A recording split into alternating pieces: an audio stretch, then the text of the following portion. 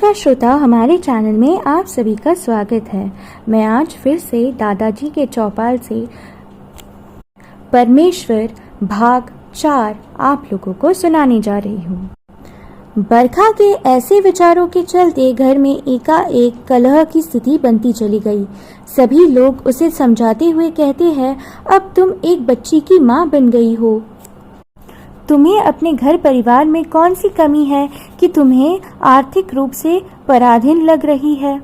तुम्हें जो भी पैसे वगैरह चाहिए, जब चाहिए हमसे ले लेना। तुम घर परिवार के साथ साथ अपनी बेटी की परवरिश में मन लगाओ। अब यही तुम्हारा जीवन का एक लौता मकसद होना चाहिए। परंतु घरवालों के लाख समझाने के बावजूद भी बरखा कोई भी बात सुनने को तैयार नहीं होती। अतः वाद विवाद की स्थिति में अपनी 2 साल की बेटी डिम्पी को लेकर अपने मायके में चली आई, जहां उसके माता पिता और बूढ़े दादा दादी भी रहते हैं। बेटी के ऐसे कारनामों से बबीता जबकि थोड़ा दुविधा में पड़ गई है, परंतु कुछ कहे बगैर चुपचाप रही। वही पिता अशोक तथा दादा दादी जी ने बरखा के इस कदम को गलत ठहराने लगे, परंतु बरखा अपनी मन की इच्छा से चलने लगी। उसे कौन समझा सकता है। कुछ दिन और बीत गई। चंचल और बरखा के बीच सुलह की सारे दरवाजे बंद करते हुए बरखा और उसकी माँ बबीता ने चंचल के ऊपर तलाक देने का दबाव बनाया और कोर्ट में केस फाइल कर दी, पर चंचल उसे तलाक देने से इनकार करता रहा। समय आगे बढ़ता चला गया। डिम्पी और नाना नानी के घर में ही स्कूल को जाने लगी। देखते ही देखते बेटी डिम्पी 5 वर्ष की हो गई। किसी को पता भी नहीं चला। वह सर्वदा अपने पापा जी को खोजते रहती है। डिम्पी से स्कूल के बच्चे लोग बात बात पर डिम्पी को उसके माता पिता के बारे में पूछने लगे, तो डिम्पी कहती है, मुझे तो नहीं मालूम है कि मेरे पिता कौन है। ऐसे में कभी कभी बच्चे लोग या उनके माता पिता बरखा से कहते हैं, अरे डिम्पी की माँ, डिम्पी के पिता नहीं है क्या? उनका स्वर्गवास हो गया है क्या? डिम्पी के पूछने पर कहती है, उसके पिता तो नहीं है। क्या बात है? कोई मिस हैपनिंग हुई है क्या? 2-3 वर्ष और बीत गए कि बरखा अपनी बेटी डिम्पी को लेकर बहुत परेशान है। परेशान तो डिम्पी के ननिहाल वाले सभी लोग हैं। इतने में एक रोज जब बबीता और पति अशोक अपनी कोर्ट की छुट्टी में सीजन में सभी के साथ घूमने को निकले, तो रास्ते में कार की भयंकर एक्सीडेंट हो जाती है। एक बड़ी सी डंपर ने गाड़ी को इस कदर टक्कर मारी कि गाड़ी उछलकर 200 मीटर की दूरी पर गिरी, जिस कारण ड्राइविंग कर रहे व्यक्ति अशोक तथा उसकी मां अनुपमा देवी जो अशोक के पीछे बैठी थी, उन दोनों को तो उसी जगह पर ही मृत्यु हो गई और बबीता, बरखा और डिम्पी गंभीर रूप से घायल हो गए। अशोक के पिता स्वरूपानंद जी घर पर रहकर घर के पहरेदारी कर रहे थे, अतः यह पूर्ण रूप से बच गए। अब बड़ा बेटा आलोक जो फौज में अफसर है, उसे खबर मिली तो यह लोग आ गए। कुछ दिन रहकर अपने बाबूजी को साथ में लेकर चले गए। समय की क्या परिहास है, जिसके बारे में किसी ने कभी सोचा भी नहीं कि अब घर में केवल बबीता, उसकी बेटी बरखा और नातिन डिम्पी ही रह गई है। माँ बबीता के साथ साथ बेटी बरखा भी बहुत दुखी हो गई है। जब भी अकेली होती है तो बरखा अपने बीते दिनों को लेकर सोचते हुए पागल सी हो जाती है। डिम्पी नियमित रूप से अपनी स्कूल को जाती है। बात धीरे धीरे सभी के बीच में फैल गई कि सभी लोग दुख जताते हुए कहते हैं, यह तो बहुत बुरा हुआ। अपनी भाग्य को भला कौन टाल सकता है। जिसके किस्मत में जो होना है वह तो होकर ही रहेगा। इतने में सरिता की माँ निरूपा देवी कहती है, डिम्पी की माँ, कल से हमारे घर में 7 दिनों का भागवत कथा और प्रवचन होंगे। वृंदावन धाम से गुरुजी महाराज आ रहे हैं। यह हमारे गुरुजी है। आप भी आ जाना। गुरुजी सभी को आशीर्वाद देते हैं। बहुत से समस्याओं का निदान भी करते हैं। अगर आप भी अपनी समस्याएं बताएंगे तो ज़रूर कोई ना कोई समाधान बताएंगे जो आपके जीवन को सुगम बनाएगा। एक्सीडेंट के कारण बरखा के जीवन में बहुत से परिवर्तन आ गए हैं। मन ही मन बरखा सोचने लगी, मैंने ऐसे बातें अक्सर सुनी हैं कि ऐसे गुरुजियों ने बहुत से बातें कहते हैं जो सत्य है, परंतु मुझे इन बातों पर बिल्कुल ही विश्वास नहीं। फिर भी निरूपा ने बताई तो ज़रूर जाऊंगी, देखती हूँ उनके गुरुजी ने क्या कहते हैं।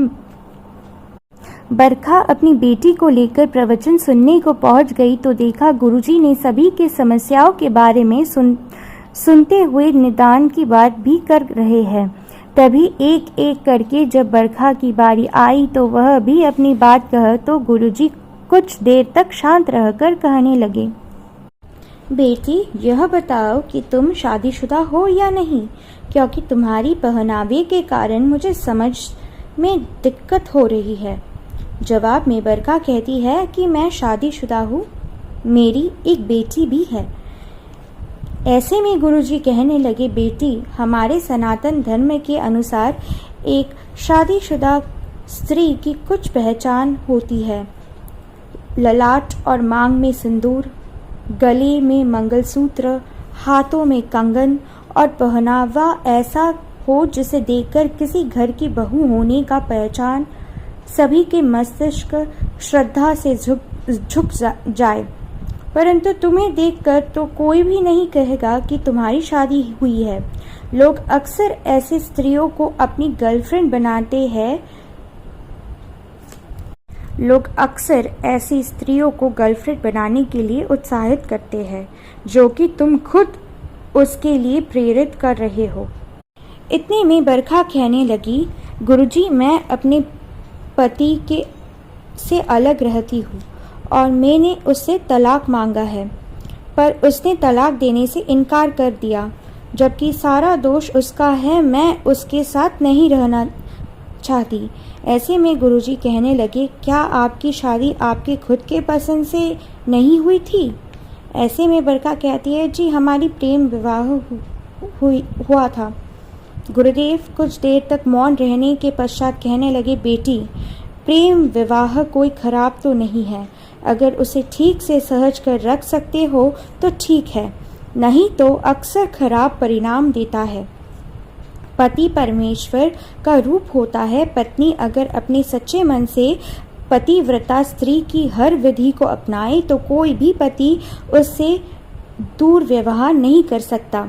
और जहाँ तक तलाक की बात है, तलाक तुमने मांगा है तो ज़रूर तुम में कुछ खोट है। तुमने उससे प्रेम विवाह किया है, इससे यह प्रतीत होता है कि तुम्हें उसका हर आचरण अच्छा लगा होगा, तभी तो तुमने उसे प्रेम किया और फिर विवाह किया। अब तुम्हें वह पसंद नहीं आ रहा है, इसका मतलब गलती तुम्हारी है। केवल अपनी पति पर दोष देने से सारे समस्याओं का समाधान नहीं होगा। ताली दोनों हाथों से बजती है, ना कि एक से। ऐसे में पहले तुम अपने आप को सुधारो। तुम अपनी बच्ची को कैसी शिक्षा दे रही हो? इस छोटी सी बच्ची से पूछो कि अपने पिता से अलग रहकर उसे कितनी तकलीफ हो रही है। 2 साल की उम्र से अब तक 7 से 8 वर्ष की हो गई है। तुम भी शायद अपने पिता से नफरत करती होगी। अगर ऐसा है, फिर भी इस बच्ची से उसका पिता के प्यार को छीनने की कोई अधिकार तुम में नहीं। घर संसार एक तपस्या की तरह होता है, उसे अपनी प्यार तथा त्याग के जल से सींचना पड़ता है, तभी दाम्पत्य जीवन सुखमय होता है। तुम जब अपने गुस्से के कारण अपने जीवन को वीरान रखने की जिद करोगी तो तुम्हारा जीवन की दशा अच्छे कैसे हो सकते हैं। तुम्हें आज में कोई आशीर्वाद नहीं दे सकता। पहले तुम अपने भारतीय नारी के रूप में तथा एक पतिव्रता स्त्री के रूप में अपने पति परमेश्वर के पास जाओ, उसे दोनों हाथ जोड़कर नतमस्तक के कहो, अपनी भूल स्वीकार करते हुए उसे मनाओ, अपने घर संसार में मन लगाओ, फिर एक रोज दोनों पति पत्नी इस बच्ची के साथ मेरे पास आओ, तब मैं तुम्हें ढेर सारी आशीर्वाद दूंगा। हम लोग पश्चिमी देश में नहीं रहते हैं, वहाँ के संस्कार को नहीं अपना सकते। हमारी संस्कार यही कहती है कि एक स्त्री के लिए उसका पति परमेश्वर होता है, उसकी निस्वार्थ सेवा स्वयं भगवान की सेवा की बराबर होता है। जो नारी उससे विमुख होती है उसको तो नरक में ही जगह नहीं मिलती, और जो स्त्री इस परंपरा को मानकर चलती है, ईश्वर उन पर प्रसन्न होते हैं, उसका जीवन सदा सुखमय होता है। गुरुजी की बातें सुनकर बरखा एकाएक भाव विभोर में हो जाती है।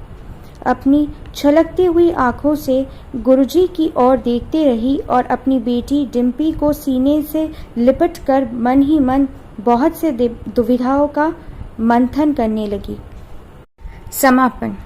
यहाँ मैं आप सभी से अनुरोध करूंगी कि आप लोग हमारे चैनल को लाइक करें, शेयर करें।